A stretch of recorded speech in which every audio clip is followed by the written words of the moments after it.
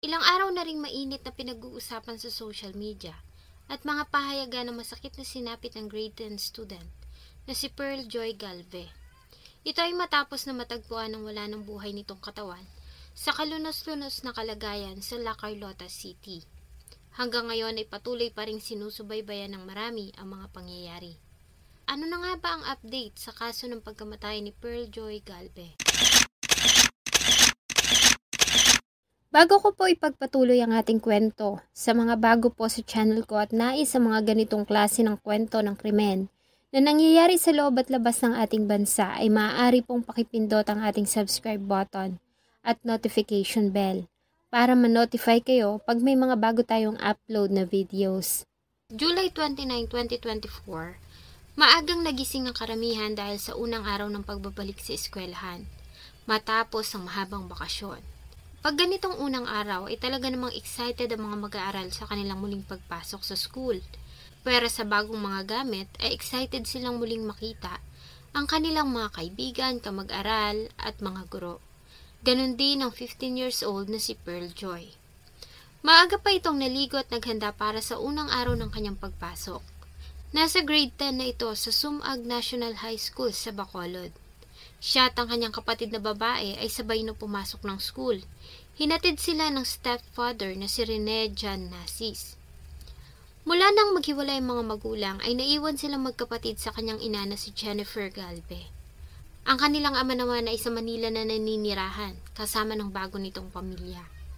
Bagamat magkalayo ay patuloy naman ito na nakakausap ng magkapatid, lalo na nga si Pearl Joy. Sa paghihiwalay ay umibig naman ang kanilang ina, si Jennifer kay Rene Jan Nasis alias Negro. Maayos naman na naging pagtrato ni Rene sa magkapatid kaya naman lalo pang ang nahulog ang loob ng ina ni Pearl sa kanilang stepfather. Naging panatag din ang loob ng kanilang ama dahil sa kababata nito si Rene. Dati din silang magkasama noong nag-aaral pa lamang ng high school at kasama niya si Rene sa kanilang barkada. Ayon sa kanya ay mabait ito at kilala niyang mabuting tao. Kaya naman pinagkatiwala niya rito ang mga anak na pawang babae. Sa Manila ay nagtrabaho ang ama ni Pearl bilang isang construction worker. Doon na rin ito muling nag-asawa at nagkaroon ng 4 pang mga anak. Nang mangyari ang insidente ay buntis ang kinakasama nito at nasa kanya ng kabuhanan. Nang maihatid sa eskwelahan ayon sa kaibigang matalik ni Pearl, ay nagkita pa sila sa pila bago ang flag raising ceremony. Biniro pa nga niya ang kaibigan na ilibre siya ng recess.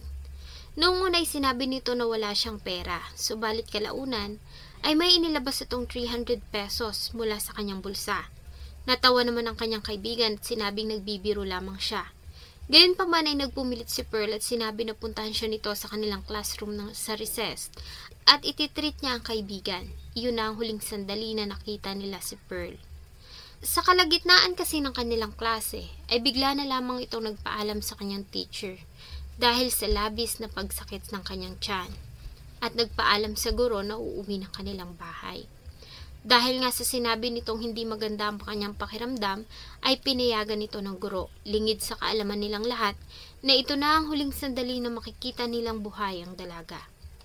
Paglabas ng school ay nagawa pang mag-text ni Pearl sa ina para sabihin dito na paludan siya dahil kailangan niya ng load para sa kanilang school activity. Niloda naman siya ng ina. Tinawagan din nito ang pinsan at sinabing samahan siya dahil may kukunin siyang motor. Hindi naman sumama ang kanyang pinsan dahil sa may ginagawa ito. Paglabas ng school ay nakita pa ang dalaga kasama ang stepfather nito na si Rene. Ayon kay Rene ay nilapitan siya ni Pearl at nanghingi ng pera. Inabutan niya naman ito ng 50 pesos bago sila tuluyang naghiwalay. Simula ng mga oras na iyon na hindi na umuwi ng bahay si Pearl Joy. At naglaho ito na parang bula, walang kahit na sino sa kanyang mga kamag-anak, kakilala at mga kaibigan ang nakakaalam kung saan ito nagpunta.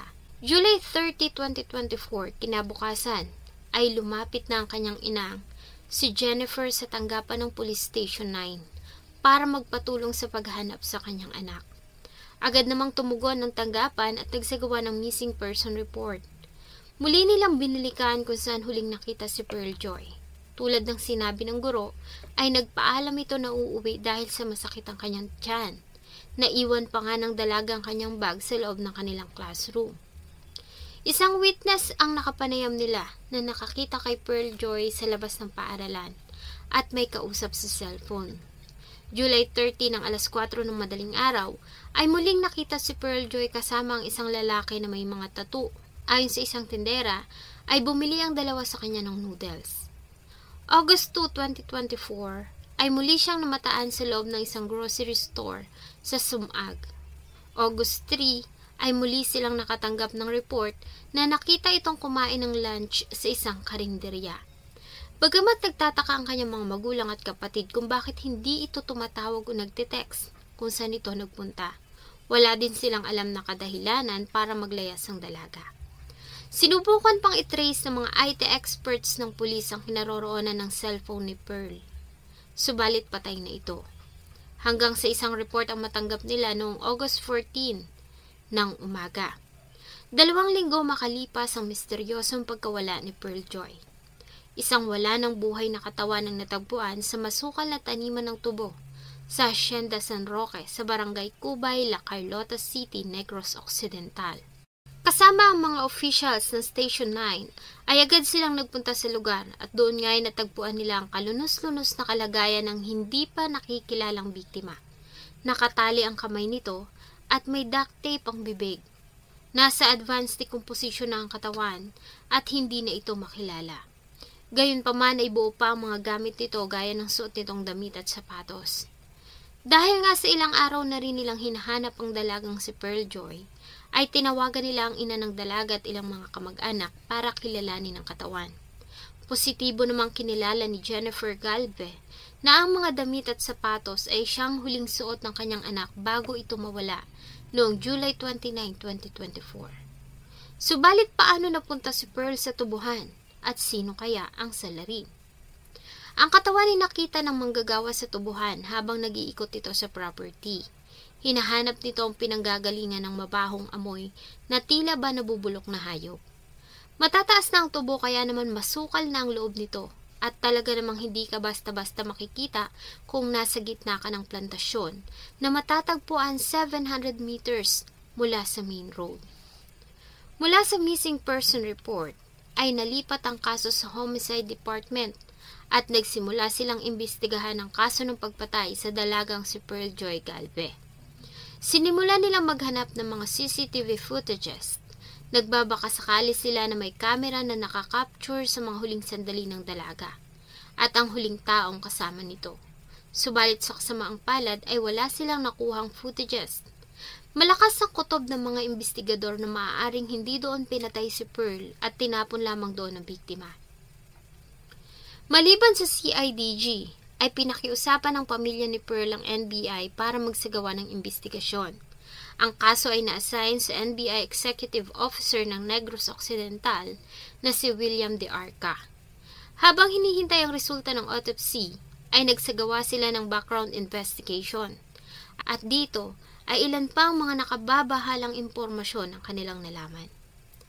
Sa ginawa nilang panayam sa matalik na kaibigan ni Pearl at ilang mga kamag-anak, ay nagkukwento ang dalaga na ilang beses na itong hinahalay at minomolestya ng kanyang stepfather na si Rene Jan Nasis alias Negro. Ang problema ay hindi niya lamang ibinahagi sa kanyang mga kaibigan at pinsan, kundi maging sa kanyang sariling ina. Noong una ay pinabulaanan pa ni Jennifer Galve ang aligasyon. Subalit nung huli ay kusang loob na rin itong nagbigay ng kanyang testimonya. Yung call ko dyan sa nanay na yan, sinabi na nung bata sa kanya na may problema siya. Hanggang ngayon, may tinatago pa rin siya. Mahiya naman siya sa buhay niya. At sinabi na ilang beses nang nagsumbong sa kanyang anak tungkol sa ginagawa ng kanyang kinakasama. Subalit natatakot siya dahil sa pinagbabantaan umano siya ni Rene na papatayin silang mag-iina. Dahil dito ay agad na pinasubpina ng NBI si Rene Jan Nasis para sa ilang mga katanungan. Subalit wala na ito sa lugar, kaya naman isa ito sa mga itinuring na person of interest sa pagkamatay ni Pearl Joy. Agad silang nanawagan sa social media para sa makakapagturo sa kinaroroonan ni Rene. bagamat wala pang opisyal na statement kung ito nga ba ang primary suspect sa pagkamatay ng dalaga. August 21, 2024 ay kusang loob naman na dumulog si Rene sa tanggapan ng Criminal Investigation and Detection Group matapos na kumalat ang kanyang larawan sa social media at mga balitang naglilink sa kanya sa pangyayari. Dito ay mariin nitong itinanggi ang aligasyon laban sa kanya at sinabing inosente siya. Ayon sa una niyang mga pahayag, ay huli niyang nakita si Pearl noong July 29 sa labas ng eskwelahan. Matapos na abutan ng 50 pesos, ay iniwan niya ito sa harap ng school ng Sumag National High School. Kasama din umano siya sa paghahanap sa nawawalang dalaga. Subalit nagkaroon sila ng pag-aaway ng ina nito 2 araw bago matagpuan ang katawan. Kaya siya umalis at umuwi sa Iloilo. Hindi umano totoo ang mga paratang sa kanya na may kinalaman siya sa pagkamatay ni Pearl at nagtatago siya matapos na gawin ang krimen. Si Rene Jan Nasis alias Negro ay dati nang nakulong sa New Bilibid Prison ng Muntinlupa. At kilala din ito ng CIDG dahil ito ay kanilang asset. Kaya naman malakas ang paniniwala ng marami na may kinalaman nito sa pagkamatay ni Pearl. Maliban dito ay kataka-taka din ang pabago-bago nitong mga salaysay. Bagamat itinanggi nito noong una ang aligasyon tungkol sa pangmomolestya niya kay Pearl, kalaunan ay umamin na rin ito at sinabing totoo na minomolestya niya ang stepdaughter. Subalit tinanggi niya na may kinalaman siya sa pagkamatay nito. Ayon kay Rene, nagsimula siyang gawin iyon noong 12 anyos pa lamang ang dalaga. Sa loob ng 2 taon ay patuloy na itong binaboy ang kawawang dalaga. Marahil ay hindi nito nagawang makapagsumbong dahil sa tinakot ito na papatayin siya at ang kanyang kapatid at ina. Gaya na rin ang pahayag ng ina niyang si Jennifer Galve. Dahil nga wala pang official na kaso na naisasampa laban kay Rene, ay agad din itong pinakawalan ng CIDG. Maliban sa aligasyong pangmomolestya, ay nakakuha din ng tip ang mga otoridad tungkol sa paggamit umano ni Rene ng pinagbabawal na gamot. Kaya naman sa bisa ng isang search warrant, ay hinalughog nila ang bahay ng mag-live-in partner. At nagawa namang makarecover ng Negros Occidental Crime Laboratory ng mga suspected na puting pulbos sa bahay. Subalit nang isailalim ito sa pagsusuri ay nagnegatibo ito. Ayon sa forensic, ang nasabing mga pulbos ay nakumpirma nilang tawas. August 27, sa lumabas na resulta ng autopsy sa katawan ni Pearl, ay napag-alaman na namatay ito sa hinang namuong dugo sa kanyang ulo. Maliban dito ay nakitaan din ang biktima ng bugbog sa kanyang tiyan, dibdib, baywang, kamay at paa. At may sinyalis din na sinakal ang biktima.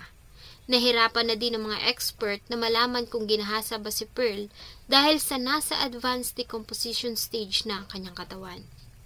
September 24, 2024, bagamat itinanggi niya na may kinalaman siya sa pagkamatay ni Pearl, sa kanya namang pag-amin sa ginawang pangmomolestya sa dalaga, ay opisyal nang sinampahan si Rene Jan Nasis alias Negro ng kasong paglabag sa Republic Act No. 7610. Gayon din ang kasong panggagahasa. Bagamat naghihintay pa ang mga pulis ng warrant of arrest, depende sa magiging resulta ng pag-aaral ng piskal sa kaso laban sa akusado. Sa huling report ayon sa NBI, si Rene ay nasa poder ng kanyang kapatid sa barangay Handumanan. Sa oras na lumabas ang warrant of arrest galing sa Fiscal's Office, ay agad nila itong dadamputin. Habang patuloy pa rin ang NBI at mga pulis sa ginagawang investigasyon para malaman kung sino nga ba ang nasa likod ng sinapit ni Pearl Joy. Bagamat walang sapat na ebidensya na magtuturo sa stepfather nito na si Rene, ay maraming naniniwala na may kinalaman ito sa nangyari. Isa pa sa mga huling anggulo na tinitignan ng mga investigador ay ang aligasyon na ginawa nitong pambayad si Pearl sa kanyang palaking pagkakautang sa isang grupo ng sindikato. Bagamat wala pang official na report na inilalabas tungkol dito, at ang lahat ng opinyon ng mga tao ay mananatili pa ring opinyon at espekulasyon. Hanggat walang ebidensya at kaso, at hindi napapatunayan ng hukuman, si Rene Jan Nasis ay mananatiling inosente.